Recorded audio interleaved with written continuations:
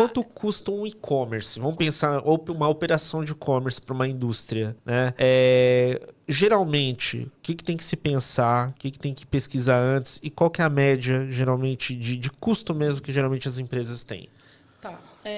Bom, a gente tem modelos de indústrias que estão só nos canais de marketplace, só para tentar, porque isso muda um pouco o custo, né?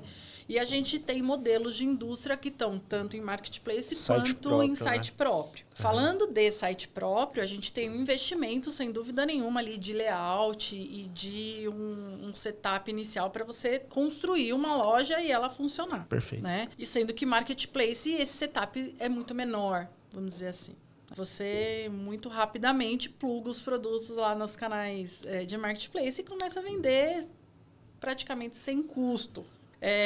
Mas depois tem toda uma... sem custo na frente, né? Sem pôr antes, frente, mas vem depois na comissão. Só que aí você começa a falar, poxa, a loja própria tem um custo mensal de uma plataforma, que seja ela mais simples possível, ou gratuita, ou uma...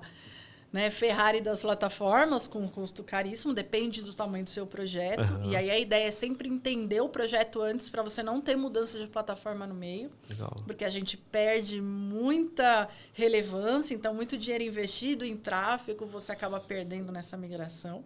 Então, a gente primeiro tenta entender o máximo o tamanho do projeto do cliente. E aí você tem o custo mensal ali da plataforma, você tem o custo logístico, o custo dos insumos ali para transportar o seu produto, o custo do frete, caso você queira subsidiar, mas sempre tem uma diferença. Mesmo que o consumidor pague, sempre fica ali uma rebarbinha. Você tem os custos de impostos de venda para o consumidor final, que isso não tem como.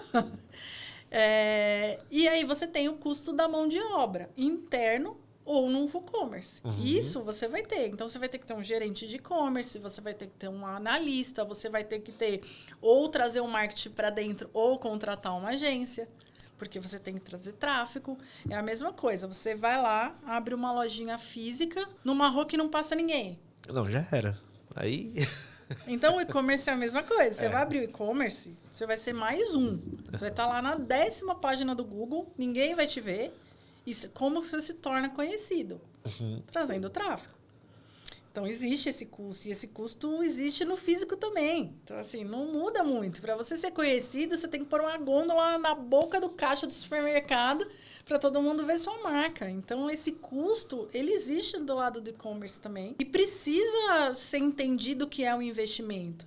Que se você não tiver lucro com a operação de e-commerce, pelo menos que você entenda que a operação é para trazer tráfego para a sua marca. Uhum. Nada mais é que um brand puro ali.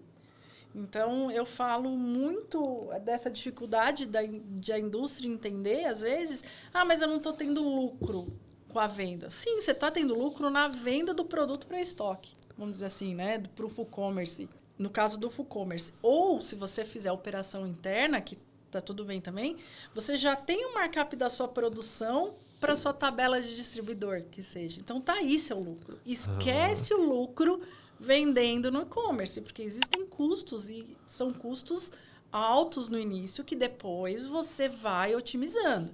Então, como? Fazendo um cliente que você já pagou para adquirir esse cliente, ele recomprar, você conseguir fornecedor de insumos melhores, você ter volume para conseguir uma tabela de frete melhor, você ter volume para conseguir um meio de pagamento com uma taxa menor.